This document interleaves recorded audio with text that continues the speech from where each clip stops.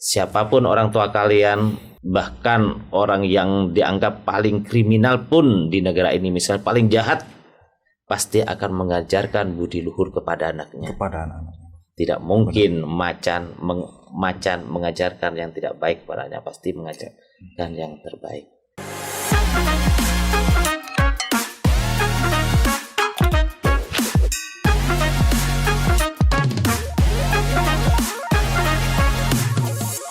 Assalamualaikum warahmatullahi wabarakatuh. Pendengar Radio Pratiwi 106,9 dan juga Pro TV Situbondo dimanapun Anda berada, mudah-mudahan selalu berbahagia ya, mudah-mudahan selalu terinspirasi dari informasi dan segala macam yang kami sampaikan melalui channel 38 UHF dan juga yang secara live sekarang seperti biasa di acara Ngobras Ngobrol Asik ya, mudah-mudahan selalu asik. Untuk teman ngobras kita hari ini ada Bapak Haji AA Ahmad Nawardi. Ini Bapak dari instansi Pak, mohon dijelasin Pak untuk pendengar kita Pak. Sebagai apa, menjabat apa?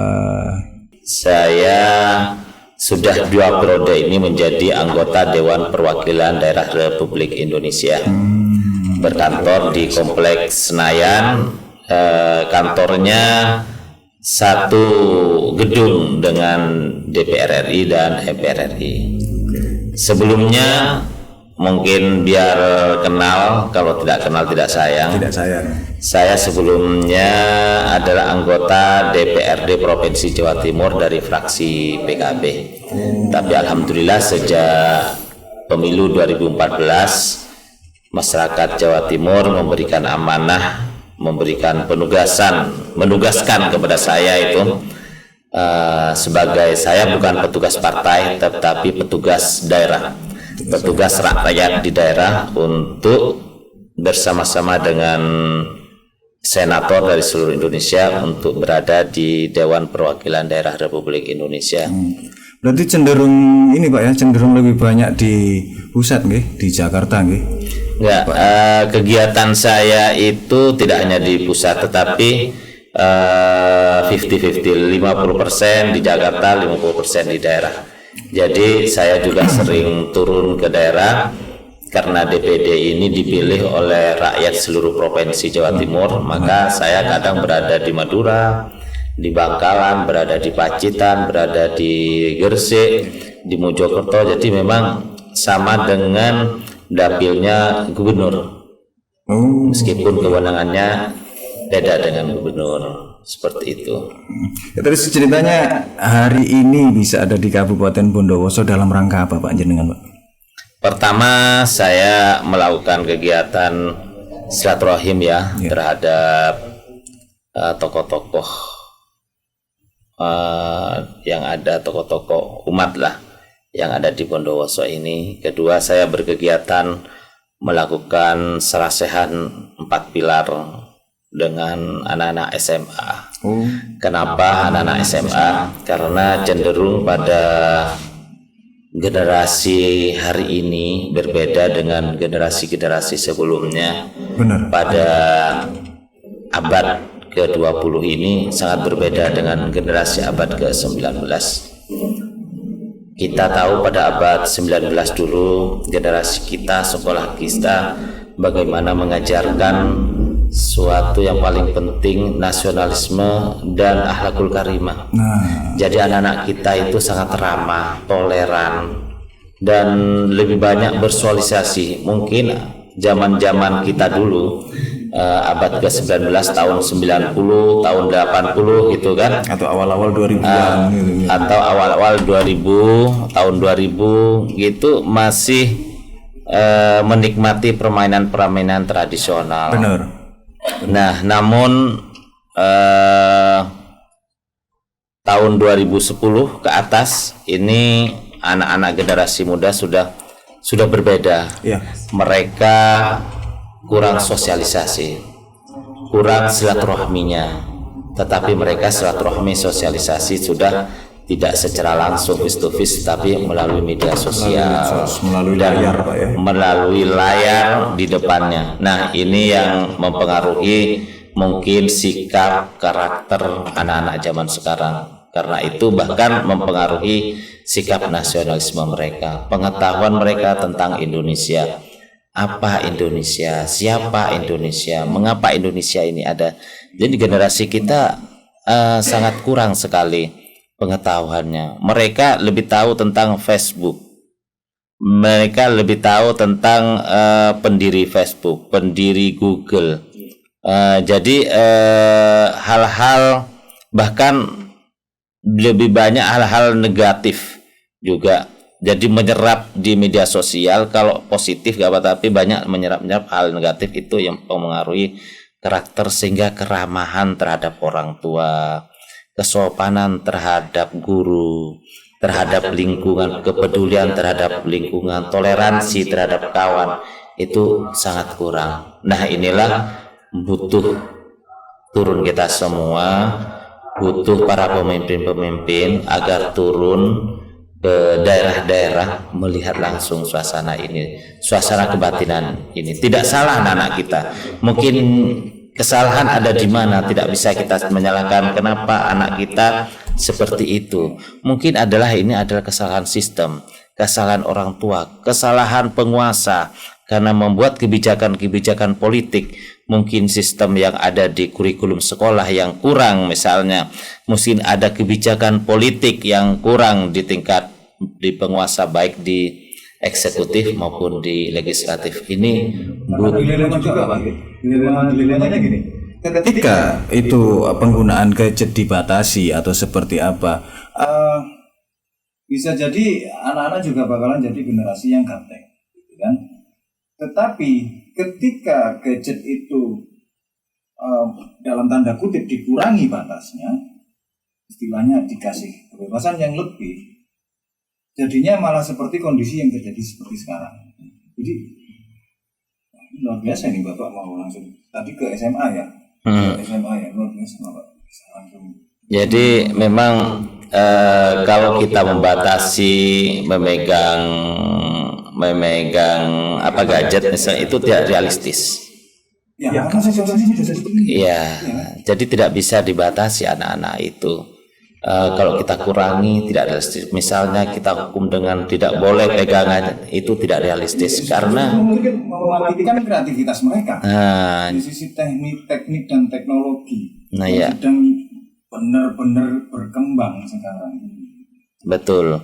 Justru sekarang itu anak-anak kecil mulai dari bahkan umur setahun, bahkan belum umur setahun sudah sama orang tuanya sudah dipegangin HP sudah pegang, sudah main game. Itu pengenalan pertama terhadap gadget, pengenalan pertama terhadap aplikasi game di situ.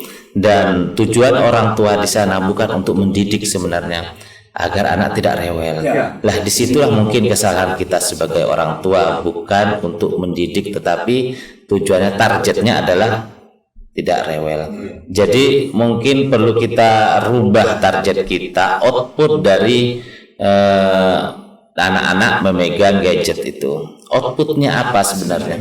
Sejak dini harus dididik, didampingi, dididik, diarahkan mana yang negatif, mana yang positif, dan anak-anak pembatasannya adalah mana yang perlu diketahui oleh anak yang umur 1 tahun, 2 tahun, 3, 5 tahun, 17 tahun, ke bawah 18 tahun ke bawah, mana yang perlu diketahui. Jadi sebagai orang tua kita harus lebih selektif lagi dan benar-benar peduli atau benar-benar mengikuti perkembangan anak seperti itu. Tapi ada ini Pak, ada dengan tingkat komunikasi, tingkat teknologi dan tingkat kesibukan yang seperti sekarang, ada mungkin kita ya, saya ngomong diri saya sendiri, kita berkilah gitu Pak. Kita berkilah bahwa saya kan waktunya tidak selalu ini, saya kan harus memenuhi kebutuhan rumah tangga, saya kan harus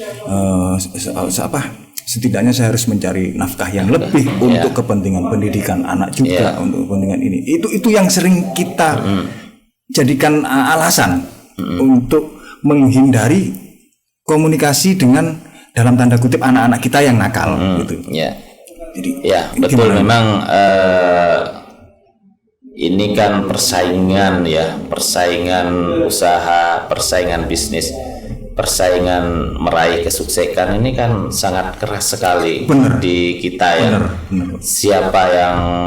Siapa yang lebih kreatif, inovatif itu dapat. Siapa yang meluangkan waktu lebih banyak itu maka itu yang akan mendapatkan, sehingga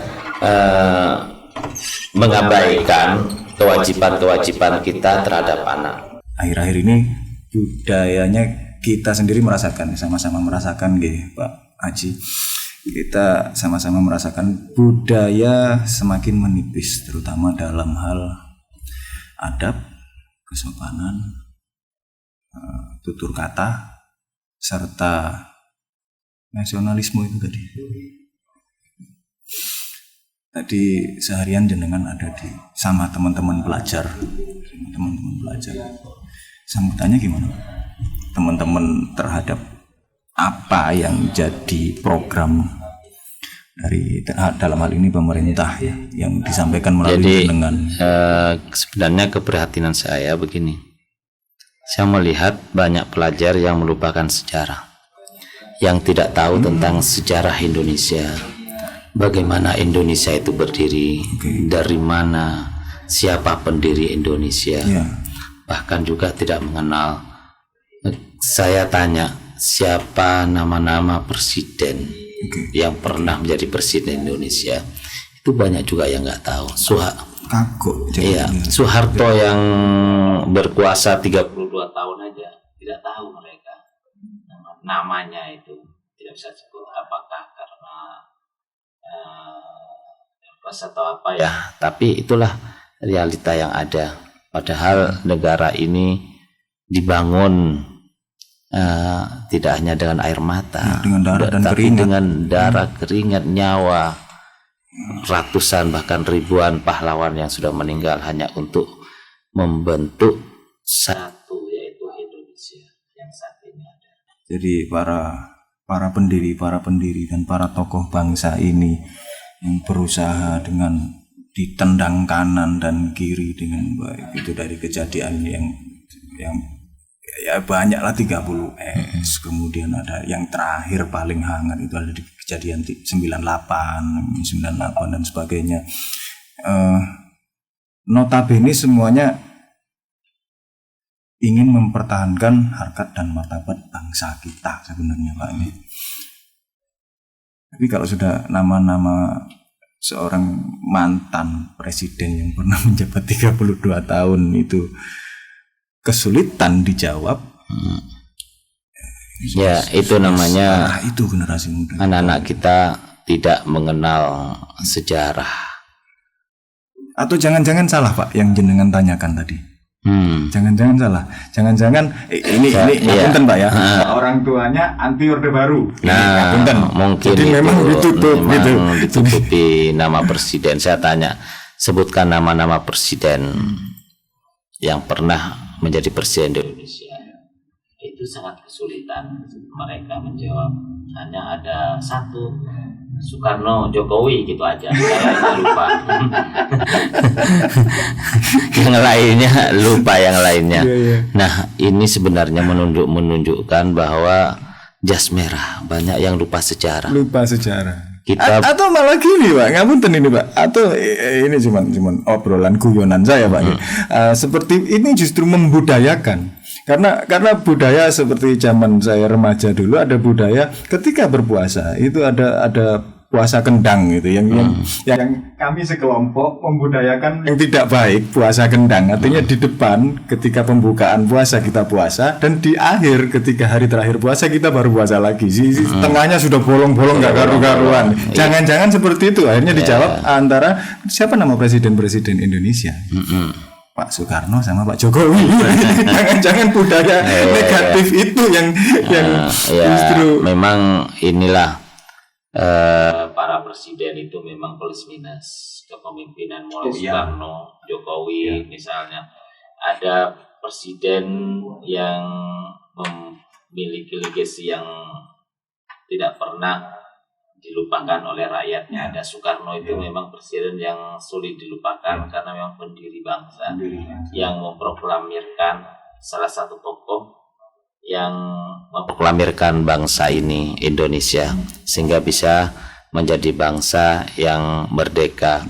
Tetapi juga presiden-presiden seterusnya juga memiliki legacy kelebihan masing-masing ya, Pak, ya. Meskipun memang di sana sini banyak kekurangan. Benar. Keterkaitan antara paham nasionalisme yang ada di remaja-remaja kita. Remaja-remaja kita, karena kita tidak boleh tutup mata bahwa pemilu yang akan datang itu banyak sekali pemilih-pemilih pemula. Nah, ketika itu tadi yang dengan pengalaman sendiri, paham nasionalismenya jadi kabur, abu-abu, bagaimana mereka menentukan pilihan nantinya? Ya, pemilih kita generasi Z itu sekitar 62% generasi Z yang ada di Indonesia. Mereka adalah pemilih potensial. Mereka adalah generasi bangsa yang ke depan yang akan menggantikan sebagai pemimpin-pemimpin bangsa. Dan mereka sudah bersikap acuh tidak acuh terhadap politik. Nah, itu Pak. Apolitik mereka karena melihat tokoh-tokoh kita yang di atas. Karena melihat mereka trauma terhadap sikap politik, termasuk adanya tindakan korupsi yang terjadi, berita-berita korupsi, penangkapan OTT KPK membuat mereka apolitik. Ternyata pemimpin-pemimpin kita adalah seorang koruptor, banyak menjadi maling. Ternyata kebijakan-kebijakan pemerintah juga tidak memihak kepada rakyat banyak, lebih memihak kepada para pengusaha, pemilik modal. Nah, disitulah yang membuat anak-anak muda sekarang sudah apolitik. Lebih banyak mereka bergerak di bidang sosial, di bidang ekonomi. Bagaimana mereka menghidupi masa depannya, bagaimana mereka lebih memilih di luar politik. Wes sak karepmu. Sopo ae presidennya, sopo ae anggota DPR-nya, terserah. Yang penting saya bisa makan, dapat duit, itu aja. Sehingga apa? Ngeri Pak ya. Pemilu dipenuhi oleh wani piro. Nah, akhirnya itu bentuk apolitik. Karena itu kita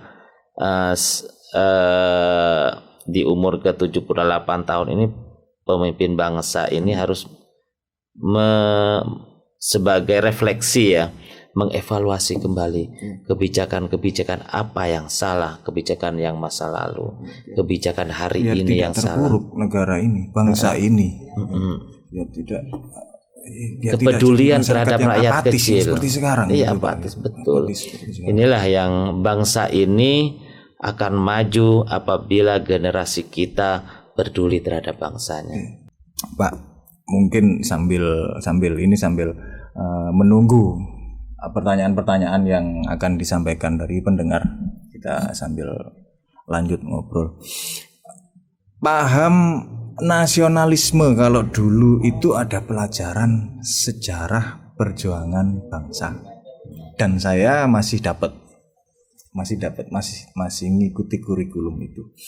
Ini konon ada beberapa aturan di kurikulum yang sekarang itu, ada beberapa sejarah yang tidak boleh disajikan karena dikhawatirkan ada terkait dengan SARA dan lain-lain.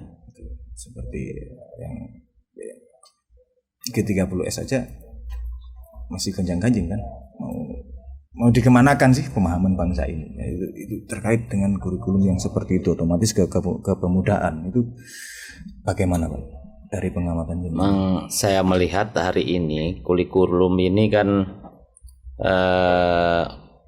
berganti menteri pendidikan, berganti kurikulum.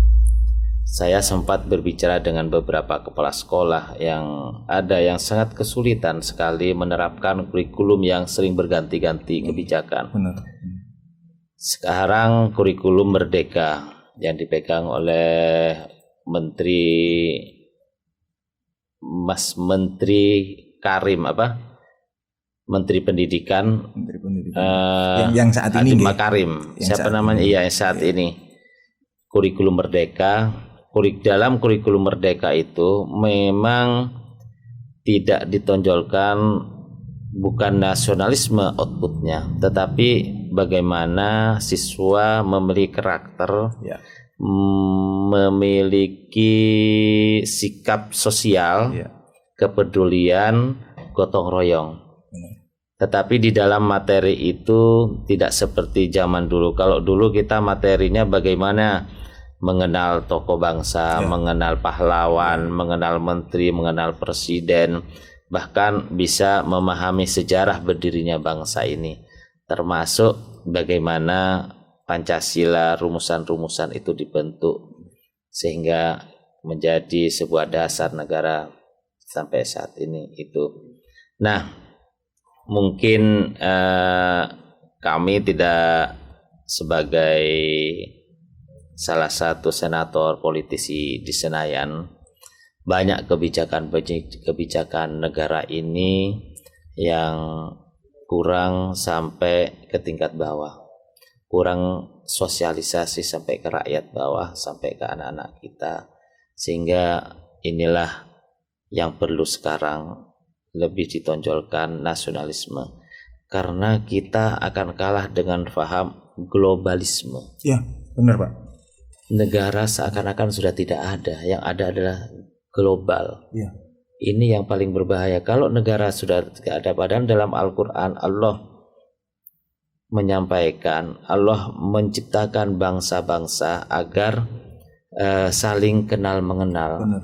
Bagaimana kalau tidak ada dengan bangsa ini? tidak mencampur adukkan bangsa-bangsa itu. Iya. Artinya segala macam budaya dan karakter masing-masing nggak boleh dicampur adukkan. Kalau orang Jawa ya udah orang Jawa. Dan kalau dalam hal ini kita ngobrol sesama Muslim, kalau orang Muslim ya sudah Muslim. Jangan dicampur adukkan dengan ajaran yang lain. Dan Indonesia ini negara majemuk, negara multikultur. Ya. Beda dengan bangsa negara-negara Eropa yang tidak multikultur. Bahkan mereka kalau kita ada dua ras gitu. Memiliki 17.504 pulau. Bayangkan kita memiliki 2.500 bahasa daerah. Kita memiliki 750 suku. Bayangkan itu, tidak ada negara-negara di dunia yang seperti Indonesia sangat majemuk. Tetapi bangganya kita dengan kemajemukan ini, itulah yang membuat kita kuat.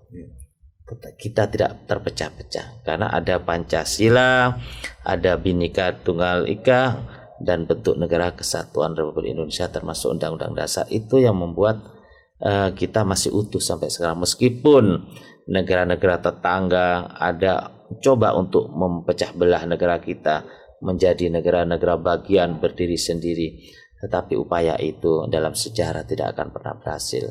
Tetapi apabila generasi kita tidak dididik tentang nasionalisme ke depan, apabila mereka menjadi pemimpin, menggantikan jadi presiden, gubernur, menjadi bupati, apakah yakin kita bahwa mereka tidak akan melepas bangsa ini menjadi jangan-jangan malah yang digunakan jadi sistem liberal? Ya, atau bangsa ini dijual terhadap asing, kepada bangsa asing, dijual agar mereka untung secara ekonomi. Pulau dijual, tanah dijual, sumber daya alam dijual, nikel dijual, batu bara dijual, PLN dijual kepada asing, telekomunikasi dijual. Terus yang dimiliki bangsa ini apa?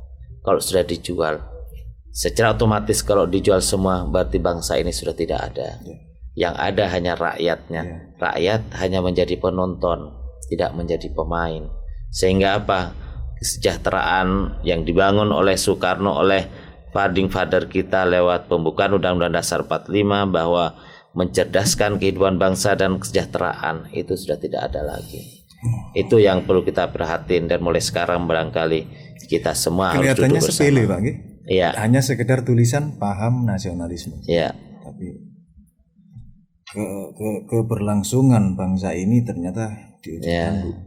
Betul. Apakah 20 tahun, 25 tahun akan datang bangsa ini masih ada? ketika generasi yang sekarang sudah menjadi pemimpin, apabila hari ini tidak kita bekali dengan nasionalisme. Apa salahnya ketika sekarang mengikuti energi digital, mengikuti teknologi yang sangat berkembang, tapi yang digunakan untuk berkonten itu misalkan lagu Ibu Kita Kartini, Padamu Negeri. Padamu Negeri. Ya, yang mungkin yang ini Padamu Negeri yang nyiptain siapa? Nggak akan bisa jawab Pusbini gitu. Menyanyikan aja banyak yang nggak tahu. Aja kacau. Padamu Negeri. Indonesia Raya coba nyanyikan, banyak yang nggak. Garuda Pancasila aja ketika suruh nyanyikan malah nyetel YouTube ini Pak lagunya. Kan makin ngaco ya Pak. Ya, kita bangsa-bangsa lain semacam Amerika, negara maju, nasionalisme makin kuat mereka. Iya. Karena mereka pendidikan dasar, kualitas, kesejahteraan mereka ada semua, sudah tidak pekerjaan, negara menjamin kesehatan, menjamin pendidikan, negara sudah menjamin mereka bisa hidup, sehingga mereka masih butuh Amerika, Cina juga begitu, tapi bangsa Indonesia ketika negara tidak bisa menjamin kesejahteraan, negara tidak bisa menjamin pendidikan, negara karena pendidikan mahal, kesehatan mahal, mereka akhirnya tidak peduli apakah ada bangsa atau tidak, saya tetap miskin. Ya.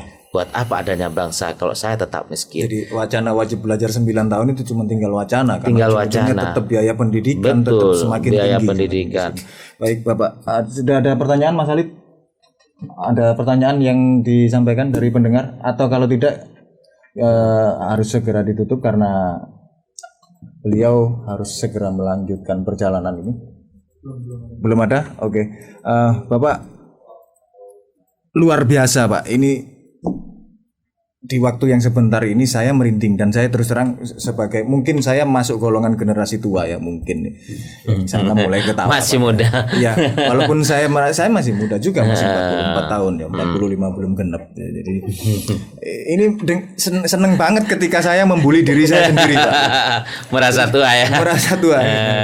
Cuman akhirnya saya merasa iya ya. Ketidakpedulian para generasi muda ini itu andil dari kita sebenarnya. Yeah.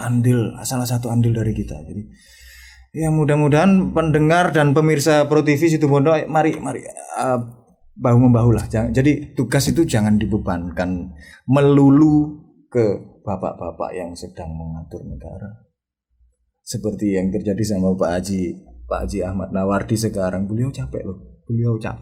Beliau harus menghilangkan waktu untuk keluarga, harus perjalanan di jalan itu belum tentu bisa istirahat, tapi tugas harus disampaikan, bangsa harus diselamatkan, kan begitu Pak. Yeah. Jadi jangan dinilai negatifnya aja, karena kalau kita menyerahkan urusan seperti itu, anaknya udah disekolahin, nanti kalau ada bodoh-bodohnya nyalain guru. Ya kan? Sementara ketika di rumah, ketika anaknya mulai rewel atau apa, ya seperti itu kan Pak kondisi sekarang ini. Jadi mudah-mudahan bermanfaat pendengar dan semua pemirsa, dan mudah-mudahan menjadi berkah terutama untuk bangsa dan negara kita. Ya, terima kasih Pak Haji waktunya. Mudah-mudahan tidak kapok untuk bersosialisasi di Radio Pratiwi lagi. Baik, ada pesan-pesan Pak mungkin? Ya, Dirgahayu yang ke-78 kepada negara Republik Indonesia. Semoga kita berharapkan negara ini semakin maju. Amin. Dan bisa menciptakan banyak lapangan pekerjaan untuk rakyatnya. Bisa tidak membebani rakyatnya lagi dengan pajak, justru bisa membantu pendidikan, kesehatan, dan lain-lain kepada rakyatnya, sehingga rakyat ini merasa memiliki Indonesia dan Indonesia memiliki rakyatnya. Kepada generasi muda, pesan saya, jangan patah semangat. Kalian semua adalah nanti akan memegang estafet kepemimpinan. Suatu hari yang tua-tua ini akan pasti mati. Kita hanya menunggu mati. Siapa lagi yang akan dititipkan bangsa ini? kalau bukan kalian nanti yang akan memegang estafet ini kepemimpinan. Karena itu mulai sekarang belajar dan berdoa, itu yang paling penting. Dan satu hal lagi agar kalian bisa belajar dari tokoh-tokoh bangsa adalah berbudi pekerti yang luhur seperti diajarkan oleh orang tua kalian. Siapapun orang tua kalian, bahkan orang yang dianggap paling kriminal pun di negara ini, misalnya paling jahat, pasti akan mengajarkan budi luhur kepada anaknya. Tidak mungkin macan mengajarkan yang tidak baik padanya, pasti mengajarkan yang terbaik. Itulah artinya apa? Tetaplah tunduk dan sam'ina wa ta'na terhadap orang tua. Terima kasih kepada Radio Pratiwi yang sudah memberikan kesempatan saya hadir di sini. Semoga ke depan saya bisa hadir lagi. Amin, amin. Baik pemirsa, demikian tadi bincang-bincang kita di ngobrol asik bareng Bapak Haji Ahmad Nawardi. Mudah-mudahan beliau juga senantiasa dikaruniai kesehatan. Amin. Pemirsa. Saya Joko Minor dan segenap kru yang bertugas pamit undur diri. Assalamualaikum warahmatullahi wabarakatuh.